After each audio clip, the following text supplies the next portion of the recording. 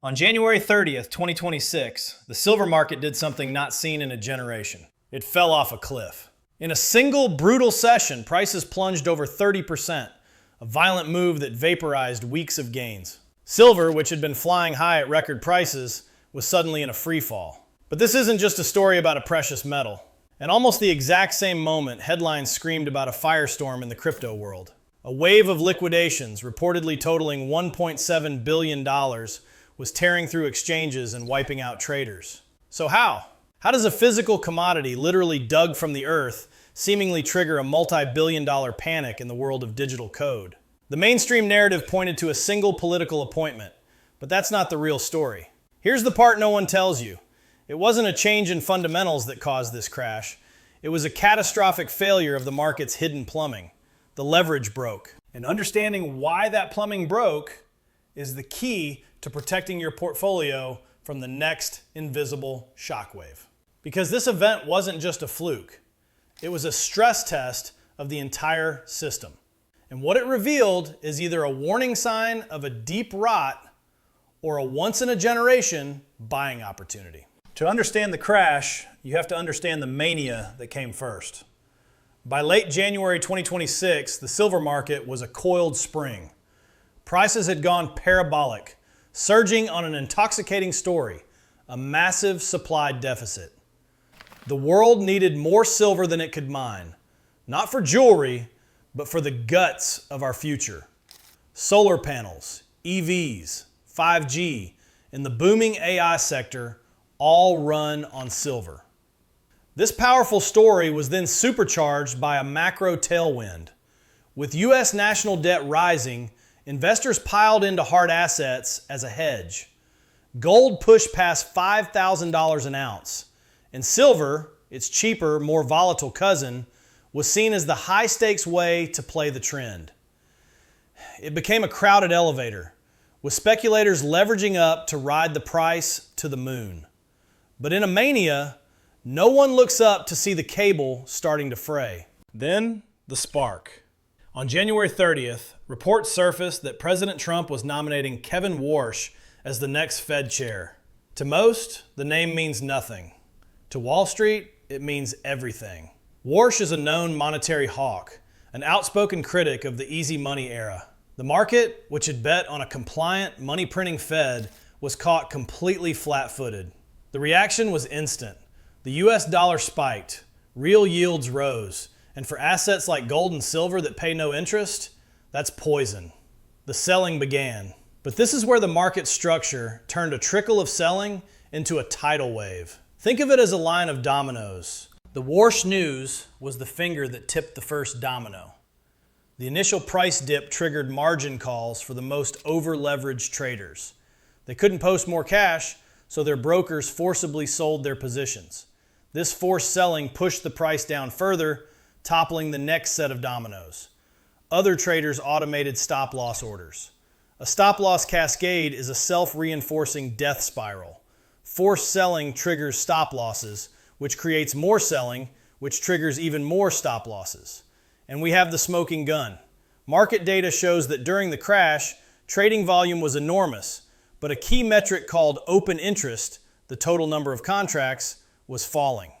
That tells you positions were being closed out and destroyed, not that new sellers were entering the market. The speculators were being violently flushed out. And watching over it all? The algorithms. High-frequency trading bots, programmed to react to a rising dollar and falling momentum, went into overdrive. They sold faster and in bigger volumes than any human could, amplifying the domino cascade and pouring fuel on the fire. So, why did a crash in an ancient precious metal coincide so perfectly with a bloodbath in digital assets? The answer isn't a direct line. It's not as simple as silver crashed, so traders sold their Bitcoin. The connection is more subtle and says a lot more about modern finance. While social media buzzed about a $1.7 billion crypto liquidation, the reality is that both silver and crypto were victims of the same macro shock, amplified through the same channels. Think of it like this. Large funds and professional trading firms don't operate in silos. They view their entire portfolio, stocks, commodities, crypto, as one big pool of risk. When a massive shock like the Warsh news hits, The first instinct isn't to analyze, it's to de-risk. It's a dash for cash. With the silver market in a free fall and liquidity drying up, traders needed to sell whatever they could fast to reduce their overall exposure. For many, their most liquid holdings weren't just stocks, they were Bitcoin and Ethereum. So it wasn't a direct mechanical bridge where a silver margin call automatically forced a Bitcoin sale. It was a contagion of sentiment. Panic in one corner of the market forced a liquidity scramble that spread to all the others. The very structure of the modern market, built for hyper-leveraged efficiency, had become a transmission mechanism for panic. This wasn't a failure of Bitcoin or a failure of silver. It was a failure of a system built on a mountain of interconnected risk. After the dust settled, the market was left scarred. So the immediate question for any investor is, what now? The evidence strongly suggests this was a mechanical, leverage-driven crash, not a fundamental one.